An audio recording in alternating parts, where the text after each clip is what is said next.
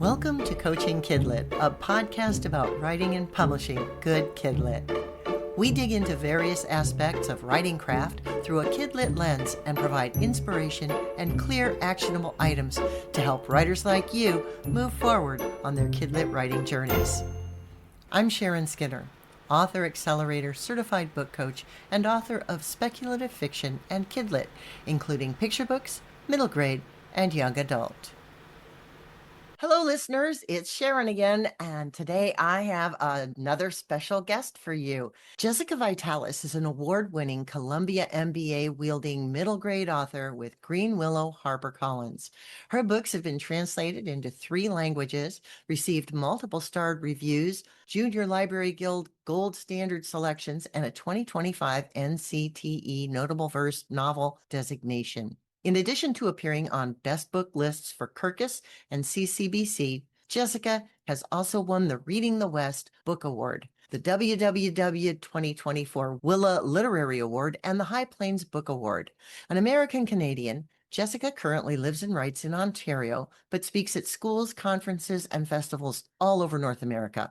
She also works as a developmental editor, helping middle grade authors find the stories they are truly meant to tell. Welcome, Jessica. It is so good to have you here. Thanks so much, Sharon. I'm excited to be here chatting Kidlit with you. You've had quite an amazing journey with your writing. Do you want to tell us a little bit about your journey into writing middle grade? Sure. It's been actually a very, very long journey. I started out thinking I was going to write picture books, and I started taking picture book manuscripts to a critique group that I joined. And every single time I showed up with a new picture book, they would tell me, "This is fantastic. It sounds like the first chapter in a middle grade novel." And I had never read a middle grade novel, literally since I was in middle school. So I remember going to the library and checking out a couple of middle grade novels, trying to figure out what the heck they were talking about. And I checked out a book called Kit's Wilderness by David Almond, and I was just immediately hooked. It was like this dark, creepy, sort of magical story. And I just knew immediately that was where I was meant to be, and I haven't looked back. So that's sort of the short answer to how I came to writing middle grade. In terms of my actual publishing journey, it was much, much longer than that. I think I wrote 3 novels over the course of about 7 years before I got my first agent. And then I spent 6 or 7 years with that agent writing another 3 novels. And so it wasn't 13 years before I finally realized that even though I loved my agent, we had a really good relationship, it just wasn't happening. And so I parted ways with her, and I had started mentoring something called Pitch Wars at that time, which is a mentoring program that's no longer in existence. But at that time, I was a mentor, and Erin Entrada Kelly was also a mentor. And this is a Newbery winning author, medalist, and honor winning author. And she had posted something behind the scenes saying, "Hey, I'm teaching a class. I'd love to share 5 pages with my class. If somebody's writing, I'll give you all my class's feedback and my feedback." And I was just getting ready to query for a new agent. And so I said, absolutely, that would be amazing. Sent it to her, not really expecting much to come of it other than maybe getting a few pieces of feedback. And so fast forward a couple of months later, she texted me late on a Saturday night and said, "I'm teaching my class, and I just want to let you know I'm obsessed with these pages." And I said, "Well, that really is just so amazing to hear, because I just left my agent and I'm querying." And she said, "Send me the whole manuscript. I'll share it with my agent." And so I did that, knowing it was a tremendous opportunity, but also having been in the business for, by that point, 13 years, knowing not to get my hopes up. So that all took place on a Saturday. And Monday morning, I got an email from Erin saying, "My agent loves your novel. She'd like to set up a call." And so in less than 48 hours, I signed with that agent, and we went on sub almost immediately, and my book sold 2 weeks later. So I have kind of a Cinderella story, but also I put in the hard work and lots of years leading up to that. I think we all feel like Cinderella when somebody finally picks us. You know, we work hard and we work long hours and we query and we pitch and we do all the things. And you had an agent for 6 years, you said? Yeah, it was 6 or 7. Mm-hmm. But I think when we finally get chosen, I think we all feel like it's a Cinderella story, but it's really not, because you've done all the work. And for you to connect with Erin took you putting yourself out there into community and doing the pitch wars and mentoring other writers. That is pretty cool that you were ready. You'd written all these books, but nothing was published yet. And yet you felt like, I'm going to contribute. I'm going to step up and mentor someone else in the meantime. Tell me a little bit about that decision making. Yeah, I guess I've always felt like my people are book people. And I had spent so many years by that point writing, and I felt like I had all of this knowledge, and I could see that every book was getting better and better and better. And so, even though, as you said, I hadn't been picked yet, so to speak, by an editor, I knew I still had a lot to give back to the community. And I knew that I loved middle grade writing folk. And I just thought, if there are people out there who can use some of this knowledge that I've spent 13 years accumulating, if I can make their journey just a little bit shorter, then that's something I want to do. And the other thing that I had figured out by that point from working with so many different critique partners and beta readers is that the more you give feedback to people, the better your own writing gets. And so I never see that as like, I'm just giving something away. I'm also getting something in return. It's improving my craft every single time I read a story and have to figure out what are the particular elements of that story that still need work. That improves my writing. Yeah, I agree. I tell people all the time that whenever I teach, I'm reminded of something I should be doing in my own writing, or I see it in a different light, or I understand that's what's wrong with this manuscript. That's what I'm not doing that I know to do because I can teach it. But yet we can forget, or we can, I don't know, forest for the trees, if you will. You get very absorbed into the work that you're doing. And sometimes those craft elements can fall by the way. And then you have to regroup and come back. And that's why the editorial process is so important. But having a mentor, it's unfortunate that they no longer are doing the mentorship in that way. But I know it became very cumbersome and a lot of work for the people who were organizing it. And at some point, your passion can fade for the thing that you're doing when it's that much work. But I've talked to other authors who that's how they got their books published. I've even interviewed them for the podcast, that they participated in that, and that's how they met their agent, or that's how they found an editor or a publisher. It was a tremendous community. I still am sad for all the reasons. It was time for that to wrap up, but it did do an awful lot of good while it lasted. Yeah, it helped put a lot of good books out into the world. Sure did. Yeah. So the whole idea of it feeling like the Cinderella, the shoe finally fits. I think that's really important for people to understand, because it's not necessarily the one time you go to the ball. It's going back and back and back and back and back. And that's pitching, that's conferences, that's being engaged with your community, that's participating, connecting with people. If you hadn't connected with Erin, you wouldn't have connected with Erin's agent, right? Right. And the most important thing I think is just never giving up, because you can't control when that Cinderella moment is going to happen. The only thing you can control is that you keep going and that you keep improving. I had so many times along the way, dozens and dozens and dozens, probably hundreds of rejections. And it's just choosing to say, no, I'm getting better. And as long as I keep going and my craft keeps improving and I'm making progress, and this is something that is bringing me joy, then it's something worth pursuing.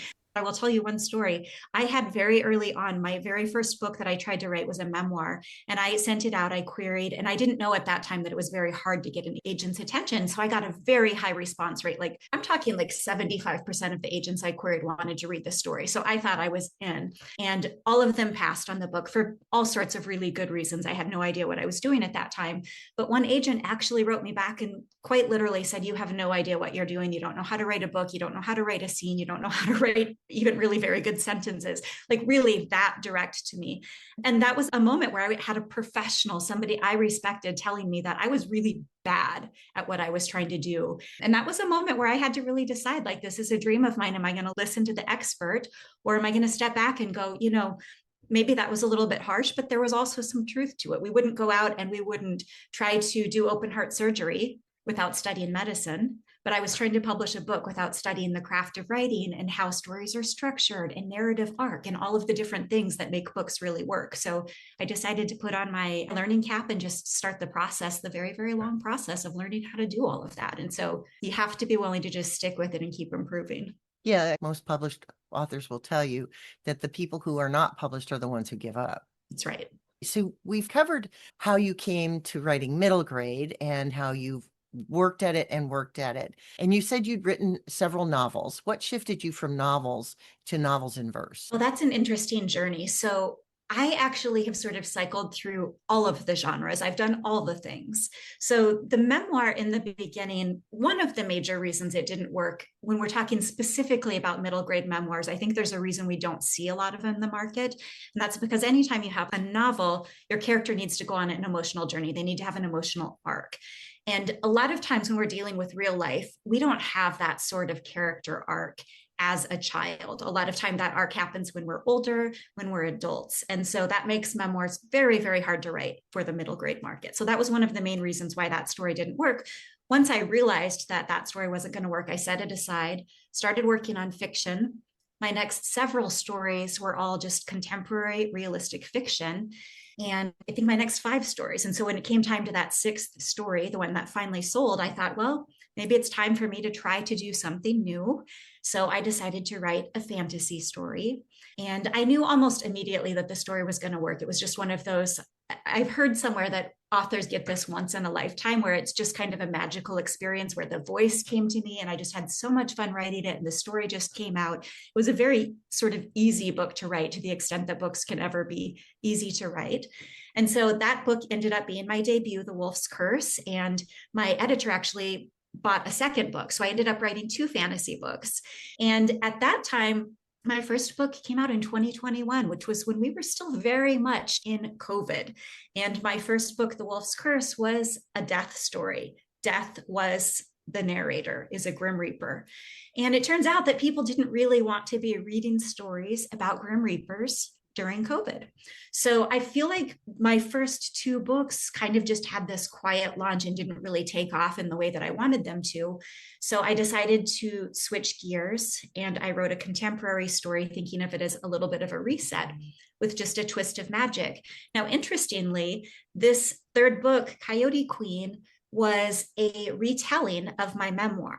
So I had realized by that point that that memoir was never going to work, but I wasn't ready to give up on that story. And so I gave myself a fictional character arc for middle grade that worked with the story, added a little bit of magic to the story because it was really pretty gritty. And I thought that would make it a little bit more palatable to readers. And so that was my 3rd book. And then I had another idea based on my childhood again. And I had always sort of loved verse novels, but I remember telling a critique partner I could never write when I'm not a poet. I don't have that skill set. There's some magic trick to it that I don't understand. And when I sat down to write my 4th book inspired by my childhood, it started as a short story for an anthology. And that short story came out in verse. And I think that felt really safe to me, right? Like I could try it. It's only a short story. If it doesn't work, I can quick rewrite it in prose.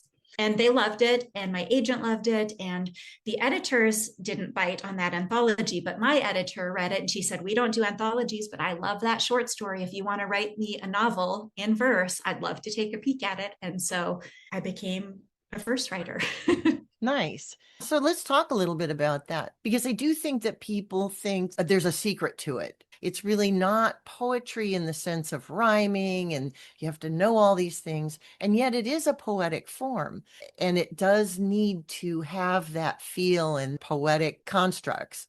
So when you tried it, had you dug into the nature of it before that, or did you just go for it? The first thing that I did was read, I would say about at least 20 verse novels. Like I read all the verse novels I could get my hands on because I just wanted to get a sense for all of the different possibilities. So I didn't do a deep dive in terms of like studying every single one of those in detail, but I definitely immersed myself into the form. And then one of the tricks for me was that I had written so many novels by that point that I sort of have this internalized sense of character arc and story structure, which are things that absolutely have to exist even in a novel in verse. And so for me, it wasn't so much reinventing the wheel. It was just saying, okay, well, I'm going to develop my story structure and I'm going to develop my character arc the same way I would for any book. But when it comes to what actually shows up on the page, on the line level, then it's really sitting down and figuring out, what is it that needs to show up here? What is it that needs to show up in this poem to move the story forward? And what is the emotion that I need to evoke? And so those were the 2 questions that I would ask myself with each poem. And how do I evoke that with the fewest possible words? And so I think that was the main difference for me writing verse versus just a regular novel in prose. let's dig into that a little bit. Getting that emotion on the page in verse versus getting that emotion on the page in straight up prose. How does that feel different for you when you're crafting? For me, it's not too terribly difficult because one of the things that I'm the most concerned about for middle grade readers is readability. And I didn't ever want them to have an experience where they are feeling really frustrated and there's all this ambiguity on the page. Like sometimes we can feel with poetry where it's very open-ended. There's a lot of different metaphors happening and we can't quite figure it out, or it takes a lot of energy. I really focused on how do I tell this story in the simplest possible way? And then I relied on things like line breaks and metaphors and especially objective correlatives. So when I felt like I really needed to evoke emotion, I would look at what are the big image systems in my book. So an example of that would be the two giant objective correlatives I had in my story was the Titanic and birds. And so I had a list of bird facts that I would just keep next to my desk. And when I needed to evoke some emotion in a poem, I would say, well, here's an interesting bird fact. Is there some way I can link this bird fact to somehow bring out the emotion that I want my readers to be feeling in the character? And then I did the same thing with the Titanic, which is, of course, very easy because you have all of the obvious things like sinking and not drowning and saving yourself. And those are all things that lend themselves to emotional discussions anyway. So I think finding the right image system for whatever theme you're trying to explore in your novel is really the trick. So, talk a little bit about Unsinkable Cayenne and tell us a little bit about the journey. I know you don't want to do spoilers, but tell us a little bit about the journey because you touched on the fact that this is based on something out of your childhood. And we know that we, as writers, we put autobiographical information into pretty much everything that we do. So, talk a little bit about that for us. It was an interesting experience because my third novel, Coyote Queen, was almost entirely autobiographical.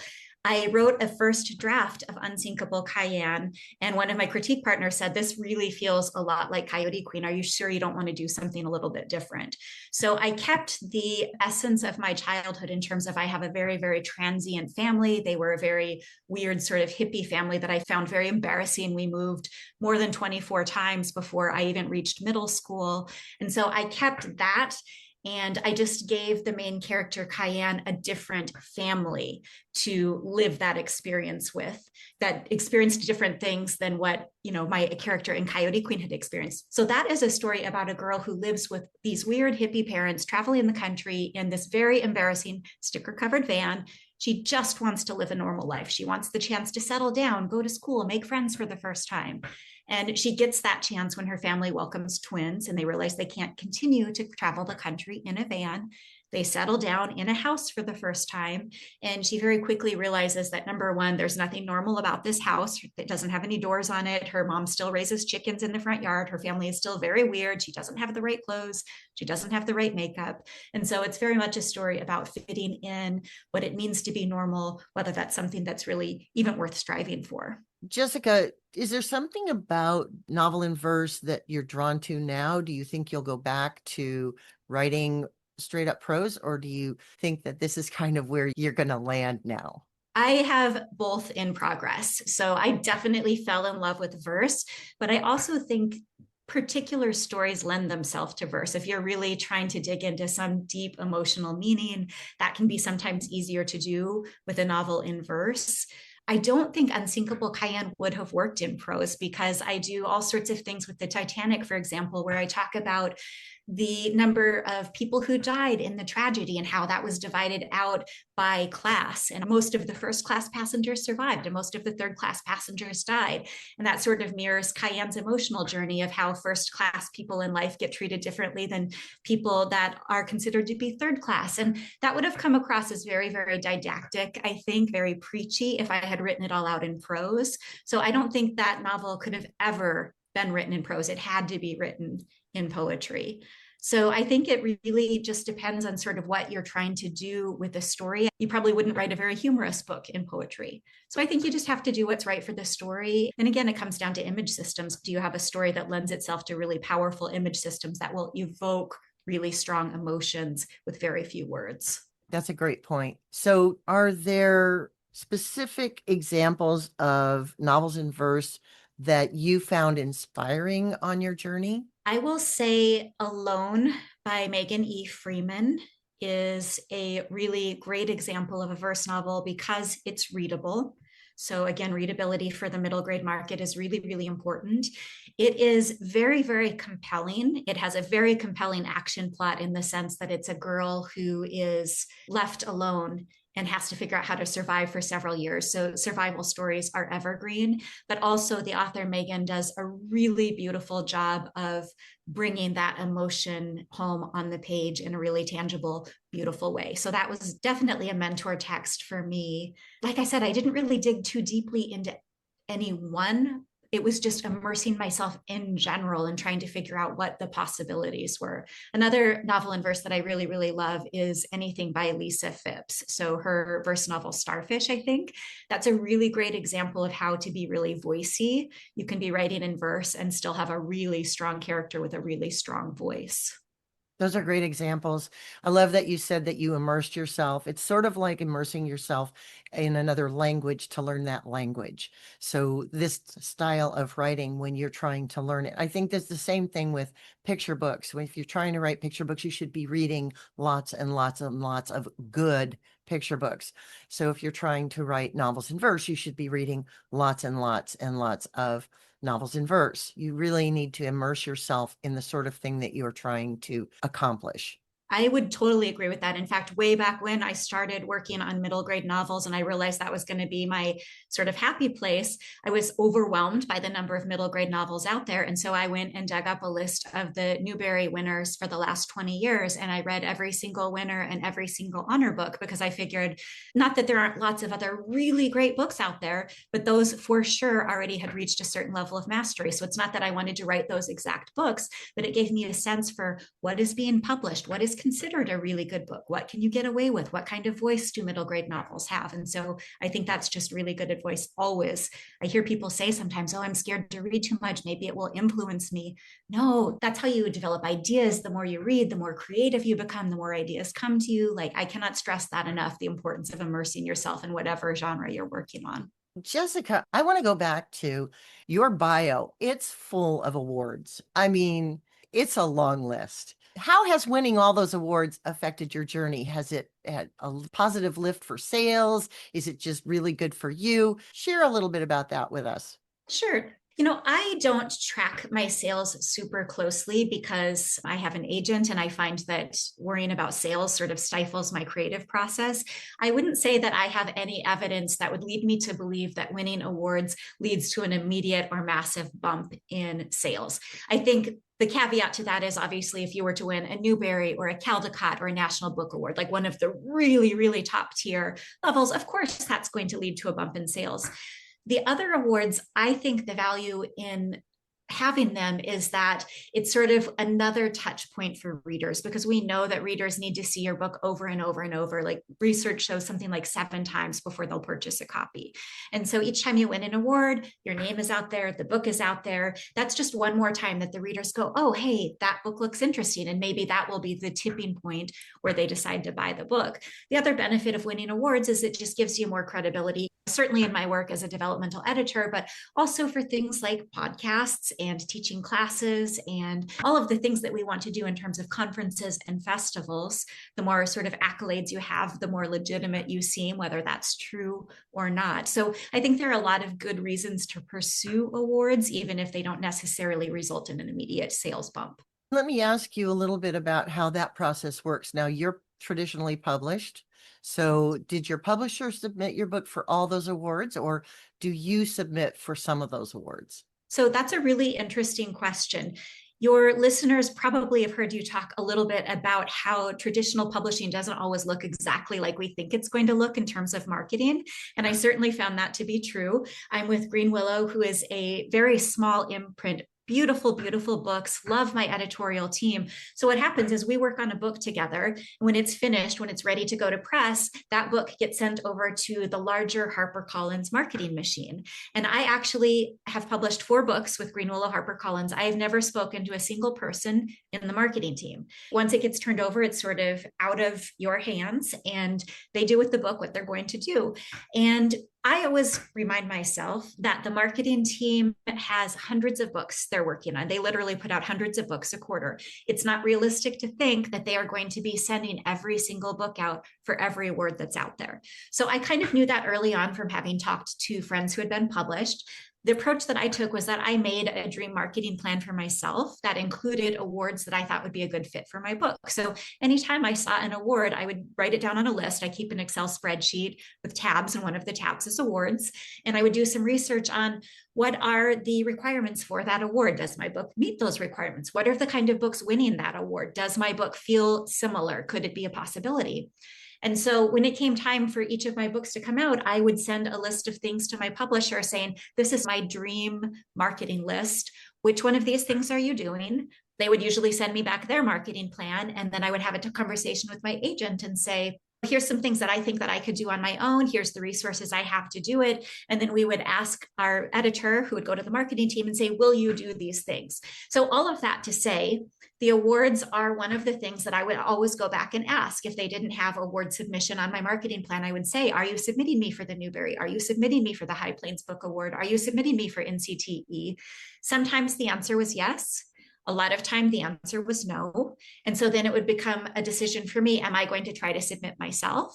A lot of times for the big awards, again, the Caldecott, the Newbery, the National Book Award, I think writers cannot submit themselves. That has to come from the publisher, and there's a fee for that. So some of those were just out of my reach if my publisher said no. Some of them there would be fees for, and you would have to submit several books, like multiple copies. So then it would be an issue of, well, if this is really important to me, do I think my book is a perfect fit for this award? Do I have the financial resources to pay that $75 or $100 fee? And then I would go back to my editor and say, if I pay this fee, will you mail out the 10 copies? And almost all of the time, that was one place where I could get an easy yes from my editor, where they would be able to support me, because that's just a really simple, low-cost way for them to support their authors. I know that not every author has the ability to do that. Like, I spent definitely a couple $100 on each book for awards.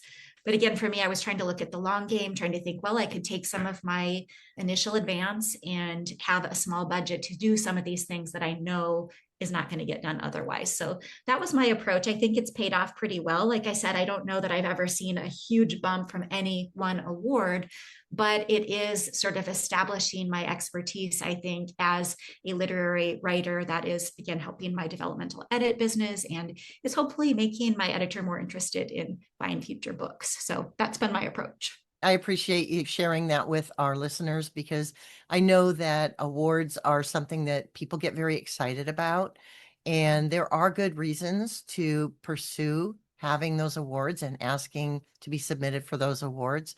But again, one of the things that I say to my writers, my clients all the time is why. Go back to your why. Why is this important to you? Why do you want it? For like you knew what you wanted and why you wanted it. And it made the decision process of, is it worth it, so much easier. Exactly. And I don't think that any writer out there should feel like, oh, my book didn't get submitted for that award, or I don't have the money for this award. At the end of the day, that is not what's going to determine your writing journey in almost every case. Like I said, there are a few exceptions with the really big awards, but those are out of your hands anyway. So don't sweat the stuff that you can't control. Absolutely. Is there anything else that we haven't touched on that you would like to share with our audience before we get to our action items? Oh gosh, I think we've done a pretty good job touching on it all. Just the importance of beta readers and critique partners. I think I mentioned that earlier. They've been really instrumental to my journey. I think we all have ideas, what is in our head, and we all think that we've translated that to the page. And most of the time, that is not the case. So my advice to your listeners is always to find trusted readers to give you feedback, not just cheerleaders. We do need cheerleaders, of course, but it's much more valuable to have people say, this is what I love, and this isn't what's working so well, so that you know where to go with your story and how to take it to the next level. Great. All right. Well, Jessica, now it's time for us to give our listeners some kind of an actionable item to take away. Okay, I would love to share with your listeners my very favorite writing exercise. This is the exercise that I did that I think has had the most profound impact on my writing career. So what I would challenge your listeners to do is to find a book that they view as a mentor text or a comp to whatever story they're writing. And I would challenge them to type out or photocopy the first couple of pages to a chapter. Highly preferable that they type out the first chapter. The reason for that is because as you are typing somebody else's words, you are asking yourself, why did they phrase the sentence that way? I would have phrased the sentence this way. And you learn so much by looking at how a published author has handled their craft that you don't necessarily get if you're just reading as a reader. There's something about the act of typing it that engages your brain as a writer. So that's the first step. The second step is after you have either typed out some pages or photocopied some pages, I would challenge your listeners to highlight the text. And I would like them to use 4 different colors of highlighter. I don't care what 4 colors, but what I want them to highlight is setting in one color, emotion and interiority in another color, action in a third color, and then dialogue in a 4th color. And again, going through this process of really examining a story that's already complete, that's been through the editorial process, will reveal so much about your own writing process, about how stories go together, how to integrate and fold all of that in seamlessly. I just think it's absolutely an invaluable exercise that I still do when I find stories that I really, really love and want to understand how an author pulled it off. That's a really nice way to pull it apart and to analyze a text without having to go through the whole book, but to just analyze maybe one chapter and dig in and see how it's working, how all the parts are put together and how they're all chugging along and making that particular section work.